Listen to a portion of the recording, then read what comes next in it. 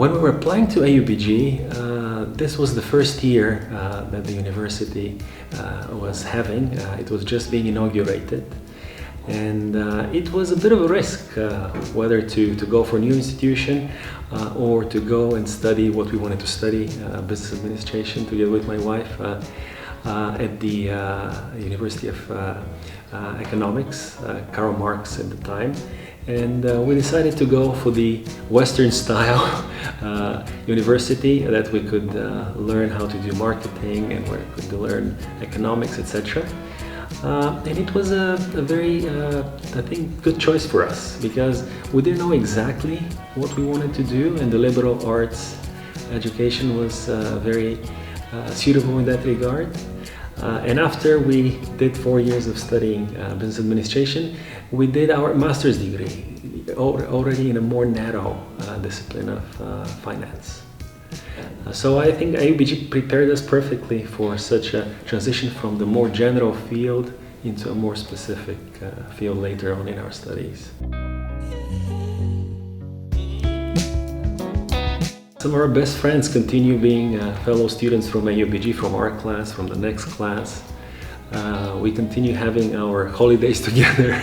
With some of them we do business together. We are very good family friends. I think this environment that the AUBG provides is very fertile in the sense of developing very close ties with people from different countries, not only from your own. And people who are studying different subjects, not only exactly what you're studying. I went for an MBA degree, and after that went into derivative sales and trading.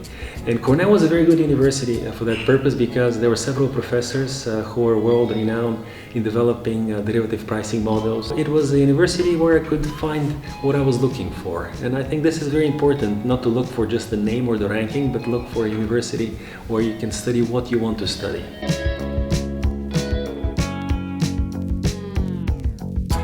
Well, I first started working in the big banks in New York, trading derivatives. First on the American Stock Exchange, then with Bank Paribas. But at one point, Citibank came along with a very interesting offer. They said, would you like to come and join us in our Global Emerging Markets Management Associate Program? And what that meant was that they were gonna have a batch of 12 gemmas that were going to be thrown in different countries, in the branches of Citibank, in different areas of the bank, in financial markets with different stages of development, to prepare us to become general managers at the bank, to know how the bank works, how the financial markets work, and how they evolve. And then at some point after we graduate from that program, training program, we were going to be given managerial responsibilities in one country for a few years, then in another country on an expatriate track. And this was an offer that I could not refuse. It was very interesting to go and study in banking and to work in the bank in Tunisia, in Brazil, in South Korea, in London, and then back in Brazil, until later on I was given the responsibility to manage the branch of Citibank in Bulgaria for 4.5 years.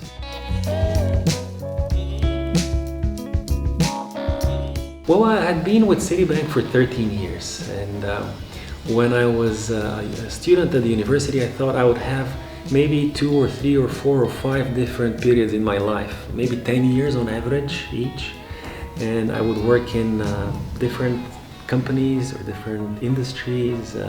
I would do different things, and I think this would be a better and more interesting way to spend your life than working in the exact same industry or the exact same company over your lifetime. For me, after 13 years with the bank, I thought I could do the exact same things I was doing at the bank, work on mergers and acquisitions, advisory, organize financing transactions, but do this on my own. Together with a partner of mine, we started a boutique, advisory boutique. And we are working on large transactions, large financing transactions, sale of assets and companies. And we're choosing our own projects, we're choosing our own focus, and we're managing better our time. With age, I think you tend to change your priorities, and one of my priorities has become to spend more time with my wife, with my kids, to spend more time outdoors.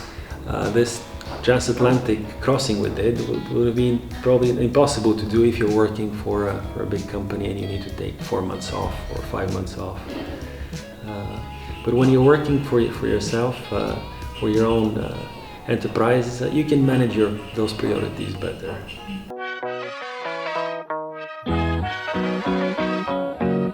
This was an idea of my son. It was a challenge of my son.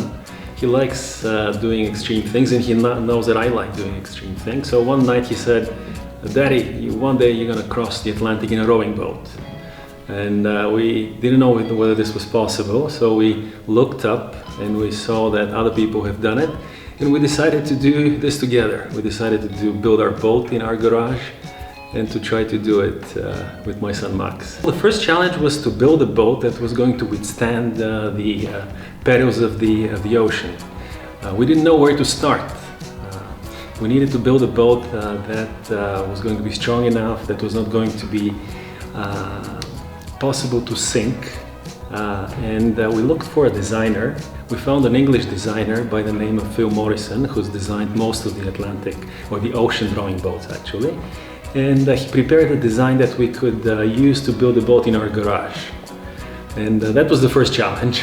The next challenge was to learn how to row, because neither of us is a rower. Then we needed to learn how to navigate. In the ocean, actually, the shortest distance is not always the fastest route, because there are currents, there are waves, there are winds that blow in different directions. So we needed navigators to help us go through the ocean. And we had two navigators, one of them an ocean rower and the other one a captain of commercial ships that were helping us navigate. At times we were almost like in a trap, because there was a current on one side, there was hurricane season approaching, so we had to avoid going closer to the hurricane zone, and we were almost unable to go in the direction that we wanted to go for weeks and weeks, for actually for more than a month. We were in a bit of a tough spot. But actually, after several tropical storms and one hurricane passed by us, we saw that each storm lasts only for a certain amount of time, and if you're patient, if you are strong enough to go through it, then the nicer weather comes, and then you can carry on in the direction that you wanted to go. We had lots of conversations with my son during those days.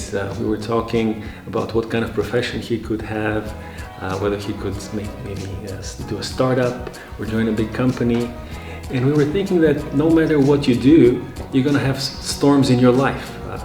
In a small company, in a big company, there will be times when you'll be going backwards, like we were going backwards for miles and miles, driven by the currents and the winds. But then after a while, you get your bearings and you make a turn, and then you go back to the direction that you want to go. Another lesson was that if you have a big, unsurmountable almost challenge or goal, you get a lot of help. A lot of people come and offer you their hand, their advice. And actually our team became quite big. We had a team on the ground that was coordinated by my wife, Max's mom, Jenny. She was doing all the communications, she was doing all the worrying, she was doing all the planning, the rescuing operations. At one point in time we were running out of food, so she had to send a sailboat to bring us some extra food, because we were planning to be in the ocean for 60 to 90 days, and we ended up being in the water for more than 3.5 months. So you get help. That was another thing that we learned.